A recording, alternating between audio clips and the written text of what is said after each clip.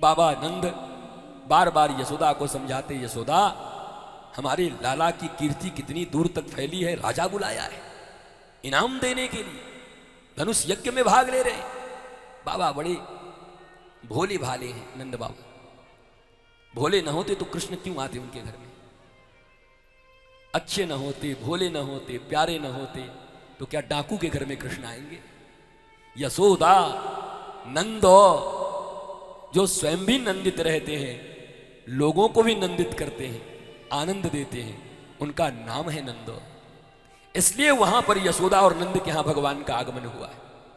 जिसके हृदय की ऐसी दो वृत्तियां हो जाएं, स्वयं कर्म करें पर यश किसी और को दे दे। यशोदा यश देने के लिए जो लालायित रहता है, उसके यहां कृष्ण उसके आंगन में खेलते, उसके गोद में खेलते हैं भगवान। पर दूसरों के किए गए कर्मों का यश लेने के लिए जो मरता है, कंसई वैसे की गोद में आते हैं, कंसई लोग वहां पर पहुंचते हैं, कृष्ण नहीं। ध्यान दो, कृष्ण कृष्ण चिल्लाते रहते हो, लेकिन जब तक यशोदा की भावना नहीं बनेगी भीतर में, चाहे स्त्री हो चाहे पुरुष हो, अपने भी किए गए कर्मों का यश अपने भाइयों को, बंधुओं को, बहनों को, माता को, पिता को, पड़ोसियों को, देशवासियों को दे देना। अरे रे मैया, ये तेरे बिना थोड़े ही होता। अरे पिताजी, ये आपके कृपा से हुआ है। अरे मेरी बहन, ये तूने किया है। अरे मेरी माँ, ये तेरे कारण हुआ है। अरे मेरे मित्र, तुमने किया है। आप जैसा पड़ोसी है तो मैंने ये करने में समर्थता पाई है। यश को दान करने की वृत्ति जिसके भीतर में है, उसका नाम है यशोददाती यशोदा। जो यश का दान करती है वही यशोदा है मेरी माँ। यहाँ तो जेठानी और देवरानी में लड़ाई ही इस बात का है, सास और बहू में लड़ाई ही इस बात का है। बहू चाय बनाएगी और सास इठलाते हुए लेके पहुंच जाएगी, पे हैं लीजिए, हमने बनाया, तुम बनाई हो, लेके आ गई सामने। और अब आजकल तो बहू भी कम नहीं है, सास से बनवावेंगे भीतर में उधर से, भाई साहब पीजिए, कैसा लगा? बहुत मीठा है, बस आपके लिए बनाई हूं। बताओ, इसके यहां कृष्ण आएंगे?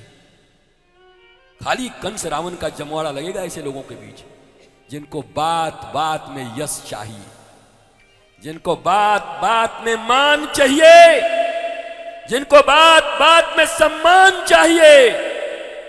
ऐसे लोगों के आंगन में कभी कृष्ण रूपी आनंद नहीं आता। बरसों बरस इंतजार करते रह जाओगे, पर घरों में सुखाड़ अकाल पड़ी रहेगी। कृष्ण नहीं आएंगे, आनंद नहीं आएगा, परमानंद नहीं आएगा। इसलिए एक वृत्ति सीख करके जाओ मेरी मां। बैठे हुए सारे लोग एक ही चीज सीख के जाओ आज, कि मुझे अब अपने जीवन को यशोदा की भांति जीना है, और मेरे घर में आने वाला लल्ला के भीतर ही कृष्ण समा जाएंगे, और वो कृष्ण की तरह हमारा और सबका मंगल करेगा।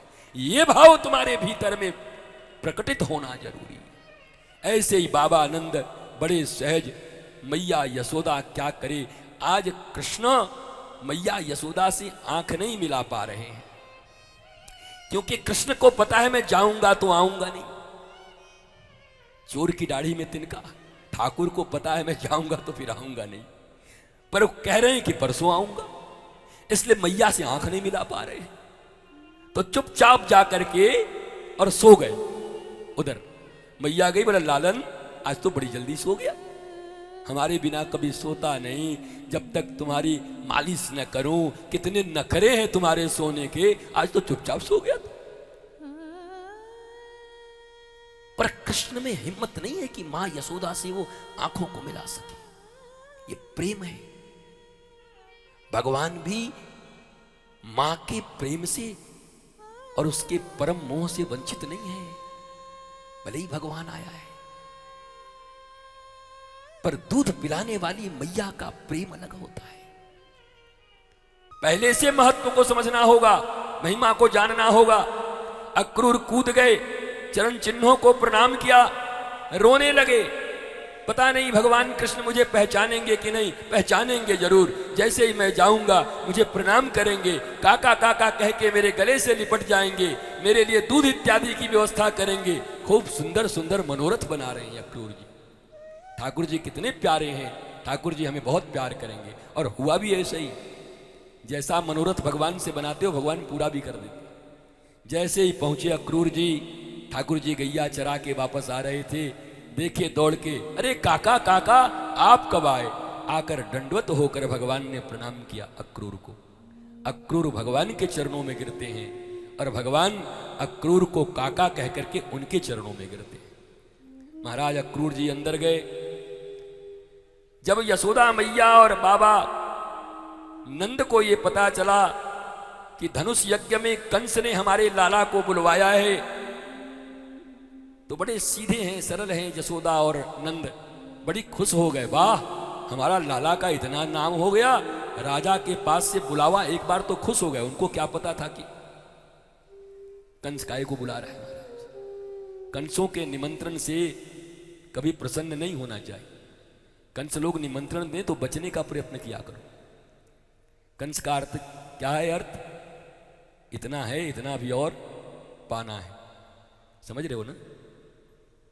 बोलो कौन कौन कंस है, हाथ उठाओ। चलो 2-4 लोग तो उठाए महाराज, ये कम है। बहुत बढ़िया, बहुत सुंदर। 4 लोगों में तो साहस है। इतना है, इतना पाना है, वही कंस है। कंस के निमंत्रण पर भगवान के जाने की बात आई। रात्रि का समय है और आज अंतिम रात्रि है ठाकुर जी की मैया यशोदा के पास, क्योंकि कृष्ण कह के जाएंगे कि परसों आ जाऊंगा, पर बरसों नहीं आएंगे। काम है इनका झूठ बोलना। भगवान के बंसी वादन की लीला अब विश्राम हो चुकी। रास की परम अवस्था की घटना घट गई।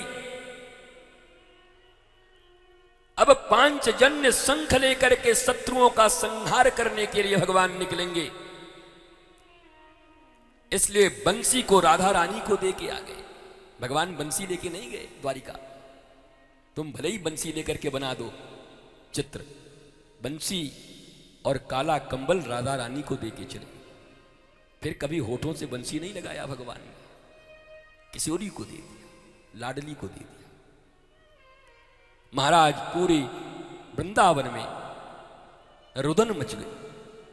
जैसे ही गोपियों को, ग्वालों को, गैयाओं को, बछड़ों को, जीव जंतुओं को खबर मिली कृष्ण जा रहे हैं।